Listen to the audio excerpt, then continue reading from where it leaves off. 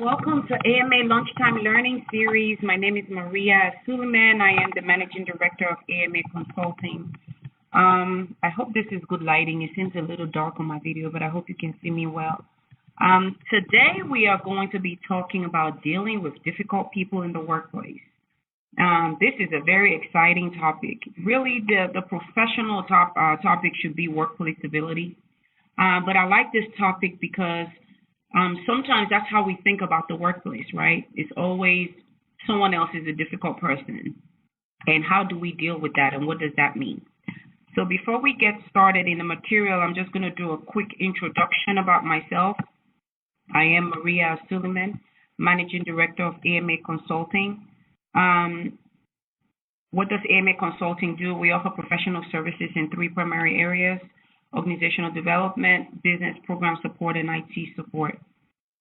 If you want more information about our services, please go to our website, www.ama-consult.com.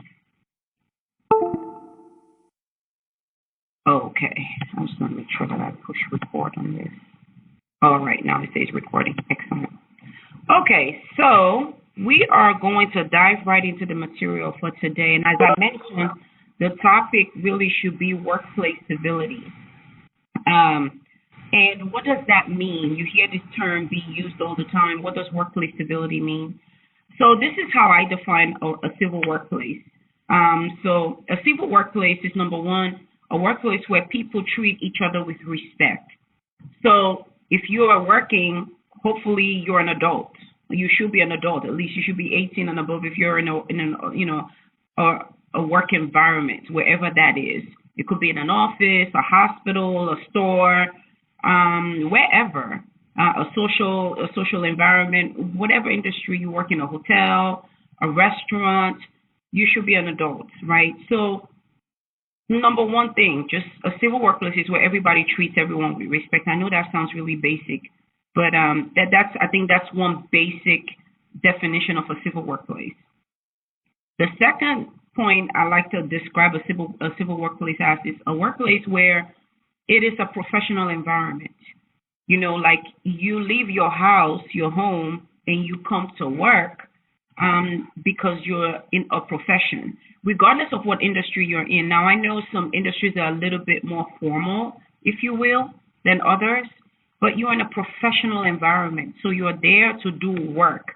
You are not at home. You are not, on vacation or in a recreational spot. It's a professional environment. I think there's that mindset that some people have to develop, that I am at work. I'm in a professional environment, especially for you young professionals on this webinar or listening to this webinar some other time. Always be mindful that, when you enter into a workplace, regardless of wherever that is, that environment should be a professional environment. The third point about a civil workplace, or what I would describe as a civil workplace, is that the place has to be safe. It has to be an environment where people feel safe. What does that mean? Just simply an environment where people feel comfortable in who they are, regardless of their gender, origin, sexual orientation, status, socioeconomic class. A workplace is where people need to feel safe. And that's just simple. Like, you can't, a civil workplace should not be a place where people feel threatened or uncomfortable or unsafe, even physically.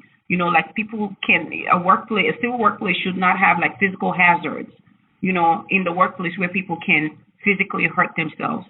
So a workplace is a place where people need to feel safe. Okay? So what does your culture have to do with your workplace? Remember, today we're talking about dealing with difficult employees. And I'm going somewhere with this, so just follow me and follow the material. Dealing with difficult employees, we talked about civility in the workplace. Now we're talking about your culture. What has culture got to do with it? The way I'm going about this webinar is saying, let's not just focus on denigrating people or say you're difficult, you're hard, you're tough to work with, you're uncooperative, or you're mean, especially to supervisors, you're mean, but what breeds or births that kind of situation where we have difficult people in the workplace. I think one point is what we discussed, which is the environment, external. The second point is the culture, which is what this slide is about. So I think you should ask yourself in whatever workplace you are in, right? 3 questions. Number 1, what are the established norms on how you should behave in your organization? Whether you work in a federal agency, like I said, you work in a restaurant, you work in an office, you work in a hospital, you work at home, you're an entrepreneur or an independent consultant. What are the established norms on how you behave in your organization? Now, established norms are not formal rules and policies. Established norms are the things that are okay, right, for how you behave. So very simple things, what is how do you dress in your organization? How do you receive and give feedback? How do you disseminate information? How do people communicate? Is it a situation in your organization where only the people at the top know what's going on and then everyone else at the bottom is left out of the loop? What are the established norms of, how you speak about people's physical looks, things like that, those simple things. What are the established norms about how you behave in your organization? The second thing is, what is your formal policy on workplace conduct? So every organization should have a handbook of policies. And believe me, if you don't have them formally written somewhere, you've created an environment where the people in your workplace believe that this is the policy, right? Because if there is a behavior that's taking place all the time and it's accepted and it's welcomed and it's tolerated, then automatically that is your policy. So if you don't have, an official employee handbook that addresses conduct in the workplace, you should create one. Yeah, and there are resources and tools that you can use for that. Please send us an email if you have any, further questions about this or you want to get access to those resources. info@ama-consult.com. Okay. The third point about your culture is there a discrepancy between the established norms and the actual policy. So, for example, one big issue that is going on right now is sexual harassment, Me Too movement. Everybody, in the news, you always see new information about somebody who has been accused of some kind of sexual harassment or sexual misconduct or the other. I'm assuming that a lot of the information that has come to light are with large organizations, like large production companies in Hollywood, even in Congress. I am assuming that there was an established policy in those organizations regarding sexual harassment or sexual misconduct. However, and the established norm or the culture was different from what the policy said. So that's the question. You may have policies, but your norms or your culture kind of nullifies the policy because people do it and it's accepted, especially when it's people that have power within an organization or people with great influence within an organization, and their behavior on bad misconduct is tolerated. So that negates whatever policy that you have. So it's not enough to just have policy, right? You have to have the culture that supports the policy. And that's what we're talking about here when we talk about dealing with difficult employees. If you're experiencing misconduct with an employee, you have the policy in place, you need to find out what your culture is and why is it why is it okay for that behavior to occur in your environment? So that's what you as a leader, as a manager, you have to do some fact finding about, right? Is there a discrepancy and why? All right. So now we've talked about the environment. We've talked about what workplace civility is, or what it should be. We've talked about the environment, the culture. Now let's talk about the people. Okay. So I just want to say, human beings, we are very complicated. People, just by nature, are complicated. Think about it. You are in a workplace with people who have diverse backgrounds, diverse work experience, different personality styles, and just complex. And so everybody's coming together, and now we're in a team, right? And we're being charged to execute a particular task or to work on a particular project. What can go wrong, if you will, with that mix when you throw different personality types? Somebody will say everything can go wrong, right? So that's what we want to talk about is before we really go find out why do we experience difficult personalities in the workplace or perceived difficult personalities in the workplace. I think one of the reasons is because we have a lack of understanding of personality types, or we don't even know the personality types of the people that we work with. So this is one of the things that AMA Consulting does. We do trainings, we do organizational development type work, strategy development, and part of what we do with leadership and workforce development is training on different things that have to do with soft skills, like team building, leadership, communication, negotiation strategies, emotional intelligence. We offer all those trainings. And a lot of times the goal of our client is to have a more collaborative workplace, right? To have a more civil workplace, to have a place where everybody on the team feels included, feels empowered, and is productive. Well, one of the basic things that we do is assessments. Even with our leadership programs is, okay, what is the makeup, behavioral makeup of your team? What is the personality makeup of your team? And there are different instruments and tools that you can use to do that assessment. And we're going to discuss one of them today, which is the DISC personality type. So some of you may have heard about this. And actually, after this webinar, I am going to make all of the AMA staff do the DISC assessment so that we figure out, well, what is our personality? And then again, everything about assessments, I just want to say one quick thing about assessment, personality or behavioral type assessment, is that sometimes, especially in the coaching realm, people can perceive that assessments are being used in a punitive manner. Like, okay, I want you to do an assessment. The organization wants to do an assessment on me so they can build up a case to kind of fire me or something like that. No, that's not what this is about. Assessment should be based on just curiosity. I want to know more about you. I want to know your makeup. I want to understand, why do we always seem to have this clash? Or why do we always seem to not be able to communicate even when we're communicating? Why are our messages not crossing? Okay, that's when we talk about difficult employees in the workplace. That's basically what it is that there's a clash, right? There is a clash. So we're going to be talking about DISC today, but there are other assessments. And also, please don't look at assessments, or assessments shouldn't be used in a punitive manner. It should just be used for fact-finding, for inquiry, for curiosity. I want to know more about you so that we can understand how to work together. Again, that is the goal. Understand how to work together and how to create a civil and safe, professional and productive work environment. So quickly, I'm just going to do like 2 quick slides on DISC, but this is my favorite assessment for understanding personality.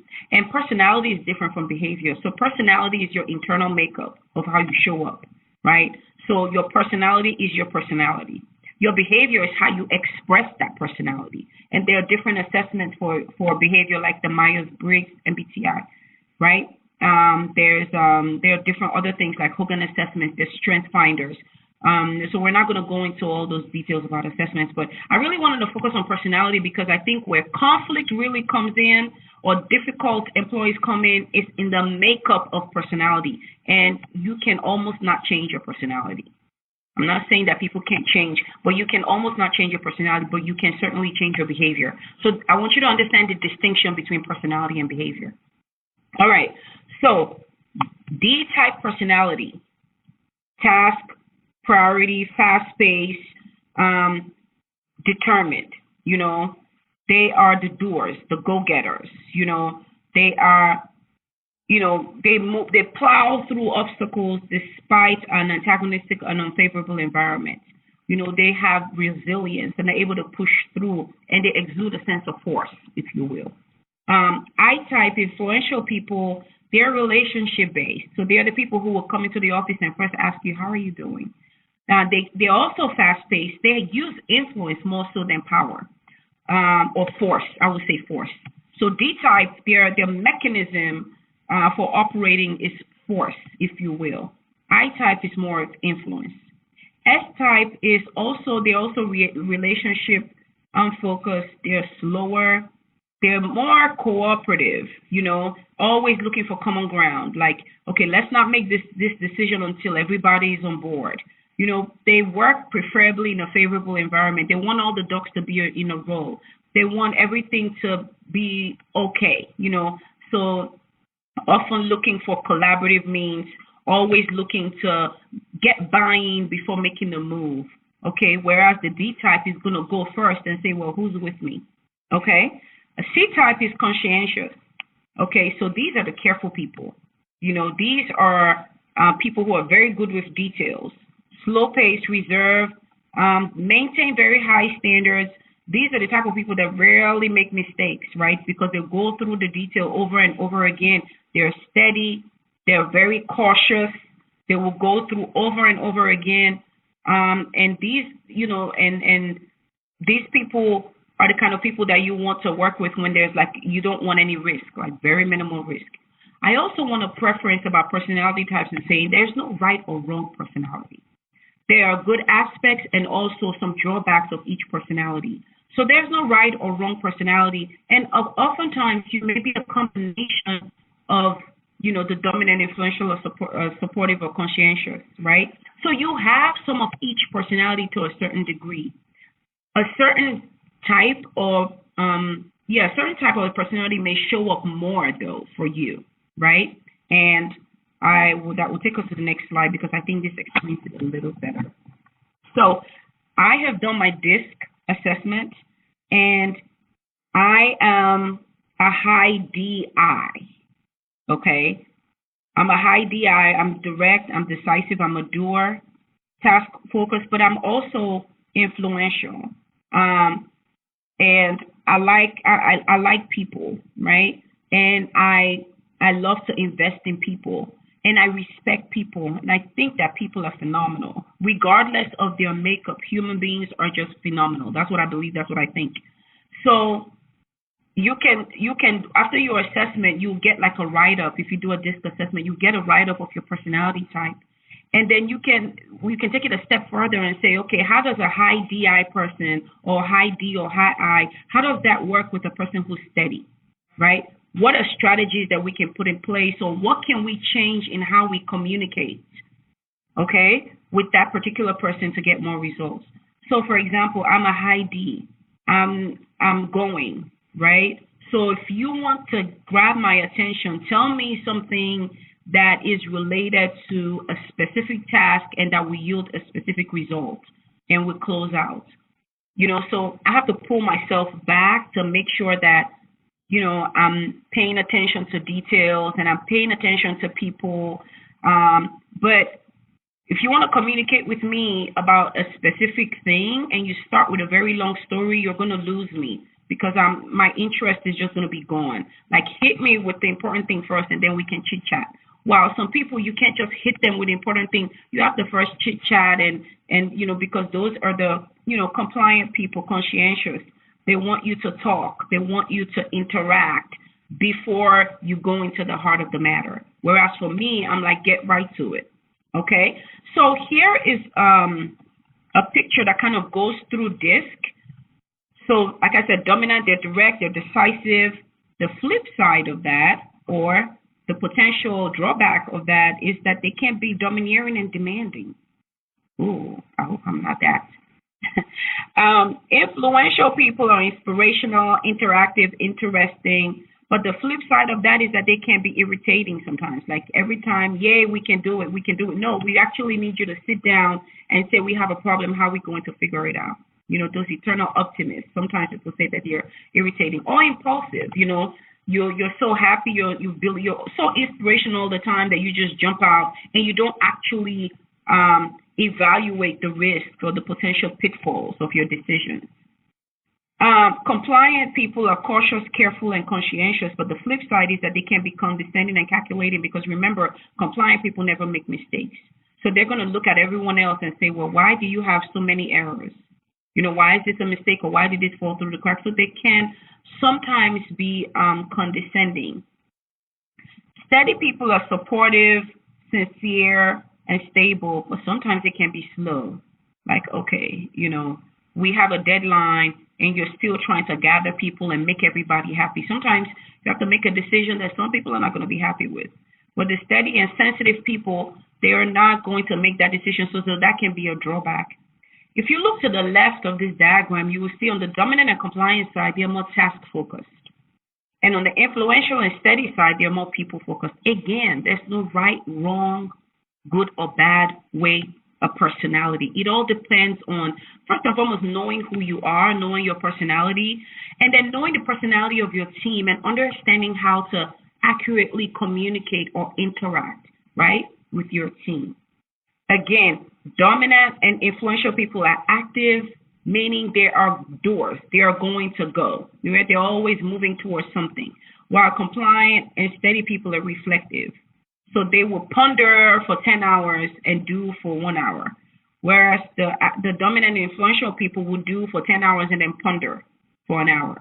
Does that make sense? So just wanted to explain this slide because I think it helps when you're, for example, let's say you have a difficult employee in your organization. I have to check my time real quick. Yeah. Let's say you have a difficult employee in your organization. It might be worth it to do your DISC assessment and do their DISC assessment. It will surprise you when you find out that it's just a dissonance in the personality makeup and a lack of understanding of knowing how to communicate with that particular individual, especially if you're a manager and you are responsible for people. It's critical for you to understand this. So now I talked about, and then please ask your questions at the end of the webinar. I want to hear back from you. I want to hear your thoughts. I want you to ask questions, but I just need to go through my material really quickly. Now, having said that, there are differences in personality. There are differences in, like I said, how people express their personality in terms of their behavior. And you can have the best culture in the world, have your policies in place, know your DISC assessment, understand how your workplace interacts with each other, and still have bad actors. So, you can't avoid it. And this is just with every gathering of human beings, whether in the workplace, whether in your family, and you all can attest to this, there is always somebody, even in a family, that just everybody knows that, okay, this person just is who they are, right? And that can exist in the workplace. Okay, so how do you deal with that? How do you deal with that? So the first thing is I want to describe bad actors. And I use that term very specifically because that's exactly what they are, bad actors. And they are people who are always complaining, never come up with a solution, always sabotaging, are not supportive, extremely critical, upsetting people in the workplace, rude, flat out rude, non-compliant, not able to follow directions. So if those people are in your workplace, depending on, I would say, the level of their bad actorness, they can impact the productivity of your workplace. They can affect the other people, and they can create a hostile work environment. And this is beyond not just, making the environment uncomfortable, but if you are a business owner or you're leading an organization or leading a team, you may be creating an environment for EEOC, equal employment issues to occur. There are EEOC laws. So equal employment, EEOC is Equal Employment Opportunity Commission, and they create the laws around, equal employment and employee relations type matters.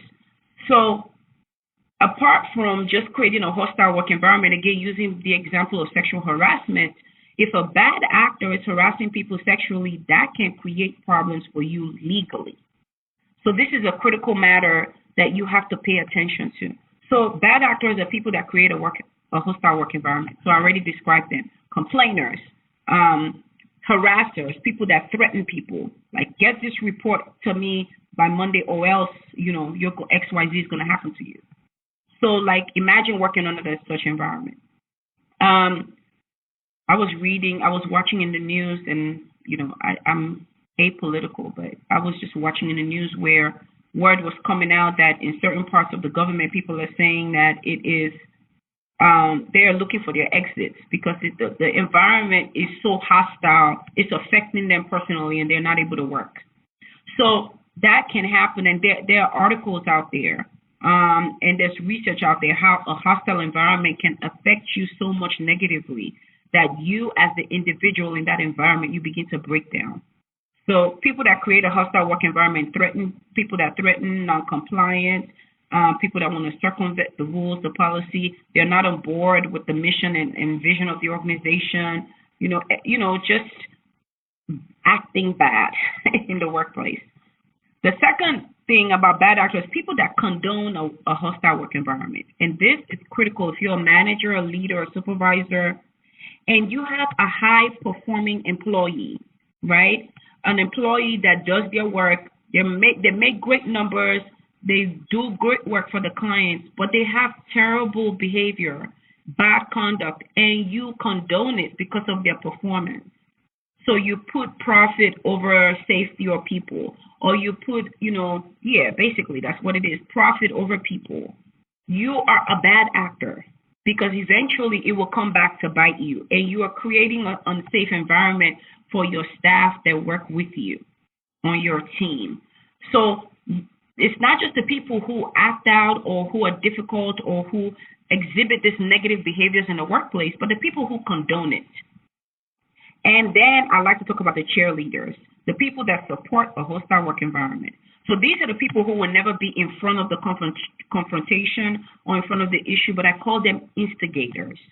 So they're always chit-chatting, always feeding people with information, starting rumors.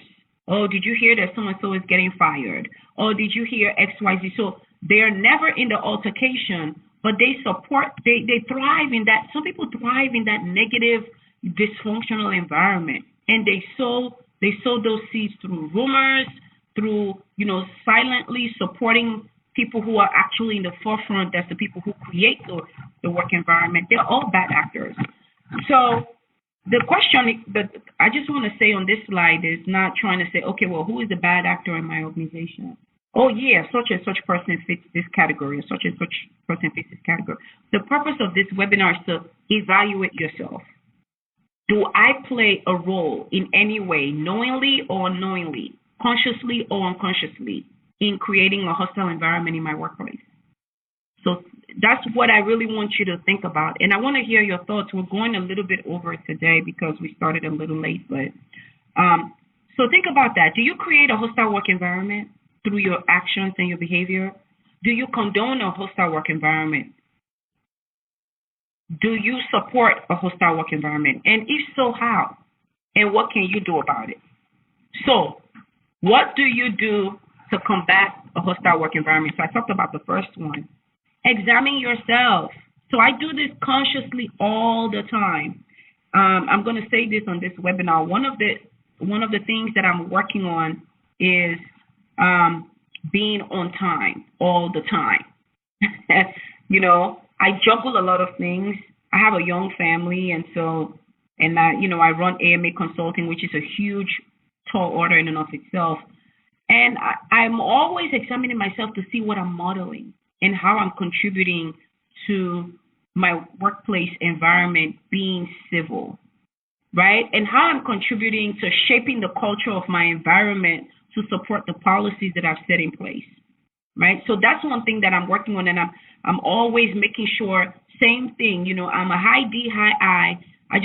What I really want to do when I come in the morning is to run to my desk and go right to what I need to do. But I have to pull myself back to make sure that I stop and say hello to my staff. How are you doing? How was your weekend? Right? So understanding who you are and knowing yourself and making sure that you don't contribute in any way to a hostile environment. Trust me, if everybody did that, we won't have any issues, right? Because nobody will be the difficult employee. Second, research your options about the situation. If you are going through a terrible situation at the workplace, sexual harassment, threatening. I work for the government, which is a large bureaucracy. And unfortunately, these issues are very prevalent in such environments, right? Because there's so many layers of management. The organization is so huge. You have thousands and thousands of people working in one place.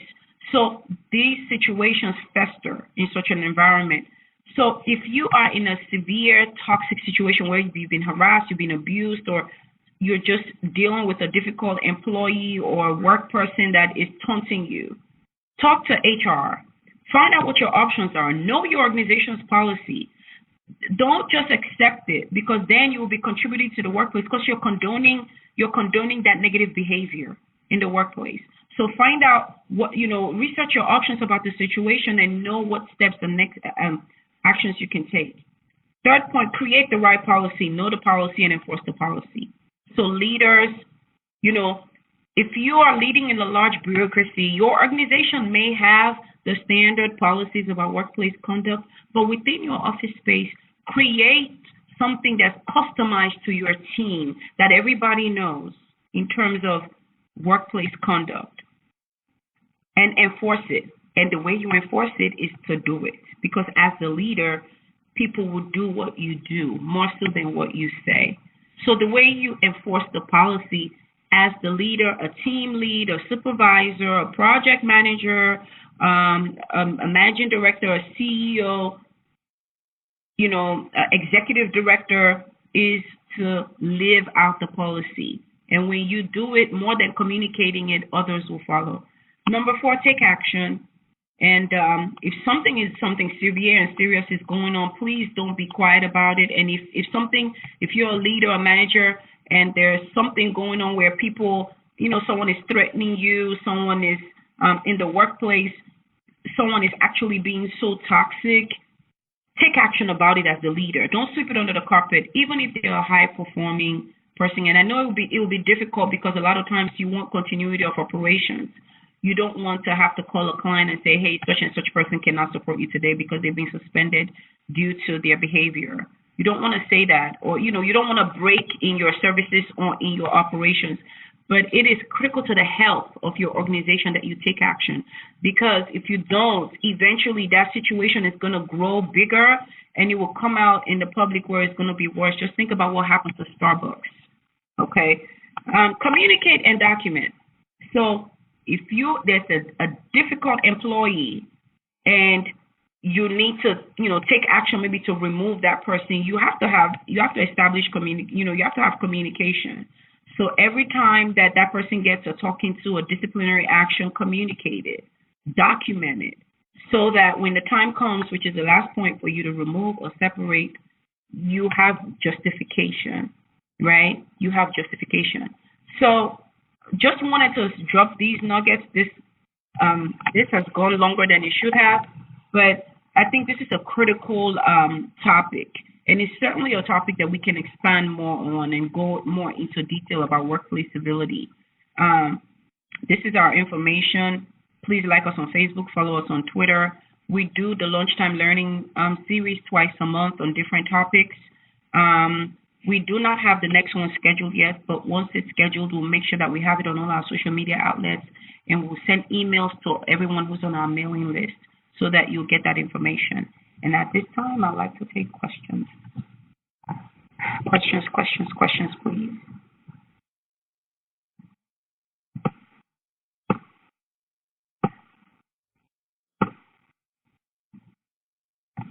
Any questions?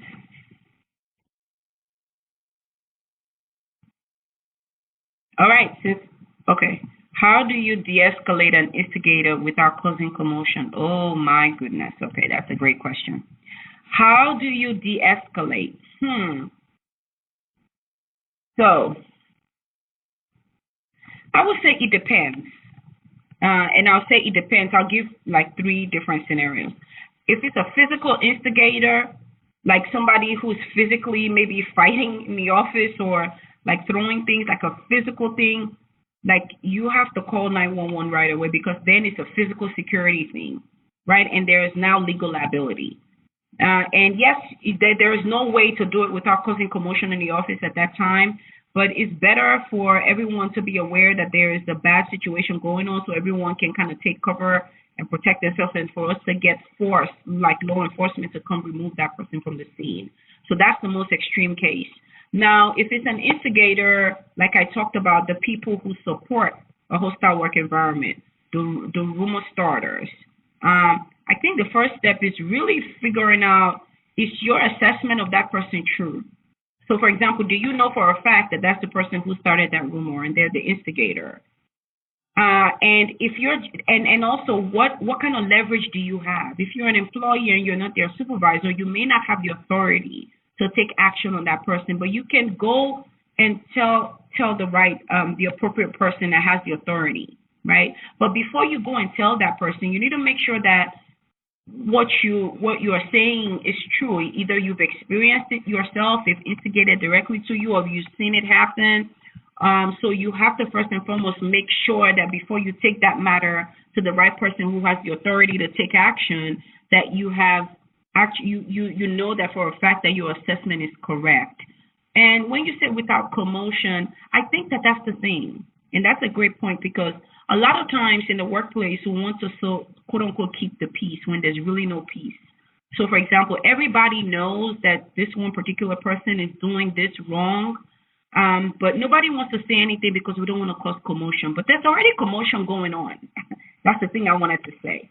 Yeah, because if the environment is difficult, that person is creating turmoil. There's already commotion, even though it's not seen yet or it's hidden. So that's one thing. I did get another question. Let me pull it up. As a manager, how do I approach a difficult employee? What activities do you recommend to encourage a positive work environment? That is an excellent question. How do you approach difficult employees? So conversations. So having conversations with them, sitting down and talking to them, figuring out what is really going on. Sometimes people, unfortunately, bring their baggage to work. So there may be things that they're going through that may be causing them to act out. Now, that's not an excuse, but it's helpful for you to know. So, number one, having conversations with that person and reiterating to them, and that's giving and receiving feedback. And I think that we're going to do a webinar on giving and receiving feedback. Reiterating to them that, here, this is what you're displaying. This is not acceptable. How can I help you? That is always the first step. How can I help you? Okay? And then going beyond that, and there is no change, it's okay. This is what's happening. This is what it's not acceptable. This is what's going to happen in terms of a disciplinary action.